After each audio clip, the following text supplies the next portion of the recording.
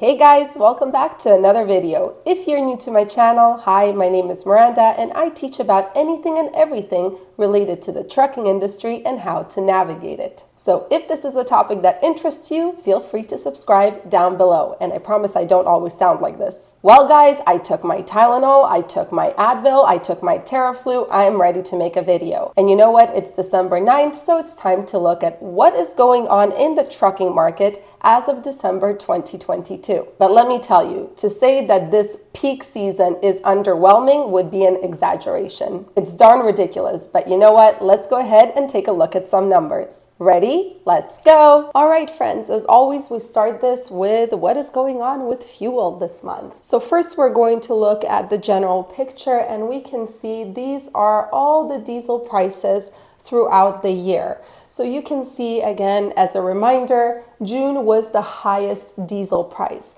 But the good news is in December, it seems like the diesel price has finally really started going down. It didn't go down by much. It still leaves much to be desired, but hey, we'll take anything at this point.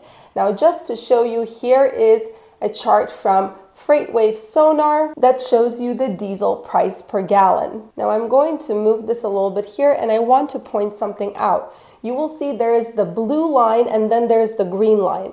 The blue line shows the diesel price per gallon and the green line shows the actual price per gallon at the pump. So you can see it's a little bit higher. But nevertheless, you can see that it has gone down since November. It started going down, so that is always a welcome sign. But now let's take a look at the 5 most expensive states, and you'll be really surprised. I know I was. Okay, tell me, am I the only one who's shocked that California is no longer on first place when it comes to the most expensive fuel? This month, the most expensive fuel is actually in Pennsylvania, believe it or not. And it's still less expensive than it was last month in California, which is awesome. Second place is California, then it's Maine, then it's Vermont and New York. And here's a comparison to last month. So you can see that even the most expensive states are much less expensive than they were last month, which is awesome. Now let's take a look at the 5 least expensive states, and I was so disappointed when I saw this. You'll understand why. Guys, Texas is no longer on first place. I'm so sad. I'm actually sad because Texas is one of my favorite states, and I always wanted to be on first place. I don't know what it is. I have never been to Texas. But now it's Oklahoma that is the cheapest fuel out there. Texas is on second place, then Kansas, Louisiana, and Wisconsin. But what you can see is, again, the diesel prices in general have gone down, which is, again, a very welcome sign. Now I have this map for you, which is also from Sonar, and this shows you kind of a heat map in terms of diesel prices. The darker blue an area, the higher the diesel prices are. So what we can see from here is that the West Coast and the East Coast are pretty much in trouble when it comes to diesel prices. I know they have gone down, but nevertheless, these are the areas you want to avoid if you are looking to refuel. Whereas this area right here, Texas, Oklahoma, Kansas, Missouri, some parts of Louisiana and Arkansas are pretty good. Wisconsin is also pretty good. It's pretty light there. But in general, in the middle of the United States is a good place to be when looking for fuel. Now let's take a look at what is going on in terms of volume and tender rejections this month. So again, these two are by Sonar. So in terms of volume, you can see here's December. Let me make this a little bit bigger. So here we are in December. The volume in December has spiked, which means there are a lot more loads to move. Now, as we're moving through December, the volume is starting to go down. But the question is, did this volume have any impact on actual spot rates? And the answer is unfortunately no, and this is because of the outbound tender rejection volume. As you can see here we are in December, the tender rejection index keeps falling, and it actually fell dramatically a few days ago. It's currently at 4.01, which means that the spot rates are not going up despite the fact that there is a ton of volume. Now let's look at these maps, which we're all very familiar with. I show them every single month. This is for the dry van in November versus December, and you can see that according to the DAT heat map, Some markets have come alive for the dry vans, such as Utah, some portion of California, and there are just random places where it's a little bit better for dry vans. But to get a clearer picture, what I really want to show you is, of course, the sonar 3D map. So here we have the November and December sonar map. So again, as a reminder, let me just make this a little bit bigger for November. The height of a particular area relates to the volume of tenders, which means how many loads are actually coming out, how many rate confirmations are being sent out. Then there are the colors. The darker a blue an area, that means the higher the tender rejection rate, which means that the rates, the spot rates, are going up. So we can see in November versus December. I hope you guys can see this. This is for dry vans. You can see that Oregon in December for dry vans is a little bit worse because the tender rejection index is much less. It was a little bit darker in November. You can also see that Colorado right here is a little bit better than in November. The tender rejection rate is higher. And as someone or a few people mentioned in the comments, this is because there's snow in Colorado. No one wants to go there. No one ends up there. So this is why the tender rejection rate is higher here. But in general, there's not much of a change according to this map for the dry van from November to December. So now let's take a look at the reefer. So of course, first we will start with the DAT map, and we can see that Oregon and basically the West Coast has kind of died for the reefer in December. And actually, if you look at this map as a whole, you'll see that most areas are a little bit worse in December for a reefer than they were in November. But again, let's take a look at the sonar 3D map. So here is for November, here is for December. The first thing that you will notice is that Idaho, this area in general for the reefer, is much better, actually including Utah right here. Don't make fun of my doodles, please.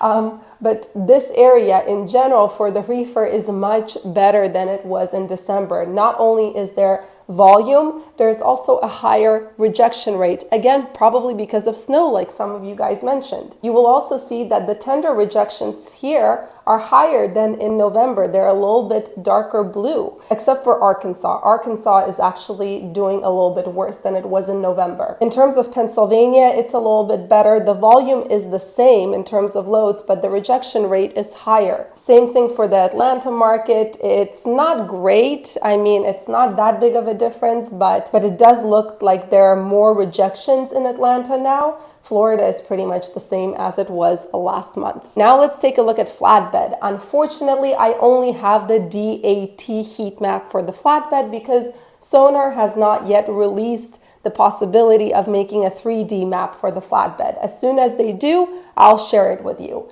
But for the flatbed, you will see that Oregon is still a good place to be, although it's not, and I'm going to explain why later on. But in general, you can see that not much has changed. South Dakota and Wyoming got a little bit better than last month, but everything else, well, Maine got a little bit better. Everything else is pretty much the same as it was in November. Now let's look at the DAT trends. Remember how I showed you the sonar graph showing that the volume spiked? Well, it's no surprise. Look at the load posts from November 28th through December 4th compared to the last week pretty much of November. The load posts are up by 137.5%. It's crazy. And the spot truck posts are also up. Now you can see that this volume had actually a positive effect on the van spot rates. They're up by 1.4%. For flatbeds, they're also up by 0.5%, but for reefers, they're actually down, which is very surprising for me. I thought that the only equipment that would have sort of a semblance of a peak would be the reefer, but I was completely wrong. So now let's look at the DAT spot rates. You can see that the dry van rates, according to the DAT, have gone up by 2 cents in December. Flatbed rates in general have gone down quite a bit, and the reefer rates went down by quite a bit as well. So now that we looked at the facts and the figures, let's talk about what I have noticed this month and what my partners as well as team members have noticed this month. First, brokers are becoming completely ridiculous at this point. If you're a broker watching this, I get it. You're a human being trying to make money, but Guys, your disorganization is mind-boggling. A few days ago, we booked a load for one of our team members that was supposed to pick up at 4 p.m. Central Time. Now, our guy got there early and he was told that this load is not supposed to be picked up until 11:59 p.m. And that meant that he loses a whole day of potential money making because he's not making any miles. So we called the broker and the broker insists both on the phone and twice on email that this is a 4 p.m. pickup time and it is confirmed and that we just have to wait. So 4 p.m. rolls around, our guy is still not getting loaded. So at this point, I called the broker myself and I asked him what is going on, and he keeps insisting that it's a 4 p.m. pickup. So at that point, I started yelling in the pathetic way that I can right now. And only then did this broker decide to actually call the shipper to find out what is going on. Then I get a call back from the broker saying, oops, well, the customer did not tell us that a PO was missing, so they pushed the appointment back to 11:59 p.m. and they just didn't inform us. Sorry. Of course, I got super frustrated and I started pushing this broker, asking him why the hell did he not call the shipper the first time we told him that the appointment is for 11:59 p.m. And his response was, well, it slipped through the cracks. Basically, this disorganization is completely ridiculous. So if you're a broker watching, please explain what is going on. The second thing we have noticed is that the truck stops are pretty much empty. One of my business partners has recently been talking to some of his friends and acquaintances in this industry who have their own trucking companies, and pretty much all of them are packing their stuff up, selling their equipment, and getting out of this industry right now. It's definitely becoming a trucking bloodbath, and you can really feel it when you come to a usually overcrowded truck stop and realize that there is nobody around. Yeah, capacity is leaving this market from what we can see with the naked eye. We just don't feel it with rates yet. Another thing is dry vans. Dry vans are becoming easier and easier to work with. It seems like there are always loads for this equipment type and the rates are much better than they were in October. The reason I'm not mentioning November is because we worked only half a month with the dry van in November. For reefers, on the other hand, it's business as usual as per the 2022 market conditions. Nothing changed. There's a ton of freight in certain markets like California, Texas, Oregon, Washington, but not much to actually choose from. The rates are not that great. And honestly, shippers are losing their minds. It is so disorganized both on the broker level and the shipper level at this point, especially for reefers. For flatbeds, I mean, if you look at the market map, it looks pretty decent, but I'll be honest with you. We are stuck on the West Coast and I can't get my guy out. To get normal rates, you either have to go California, Oregon, then Oregon, Arizona, then Arizona, I don't know where, somewhere also back to California. And right now we're going to Colorado. If you try to book a load anywhere else, you're making pennies. And I'm talking about $1, $1.20 per mile. So it's really impossible to get out of the West Coast when you get stuck here with a flatbed. Just do yourself a favor and don't book any loads to the West Coast if you have a flatbed. On top of that, even though as we saw on the market map, Oregon seems to be a good place to be if you have a flatbed, this is definitely not a good place to be. A few days ago, we were stuck in Oregon and in one day I had 2 loads canceled on me. One load that I had to cancel myself because the broker was being iffy and was telling me another 5 minutes for the rate con to show up, and that continued for over an hour. So at that point I was like, you know what? I don't trust you. I am looking for another load. Basically, in short, it seems like disorganization is a global issue at the moment. As for fuel prices, I still don't feel much of a difference, even though I know that fuel prices have gone down.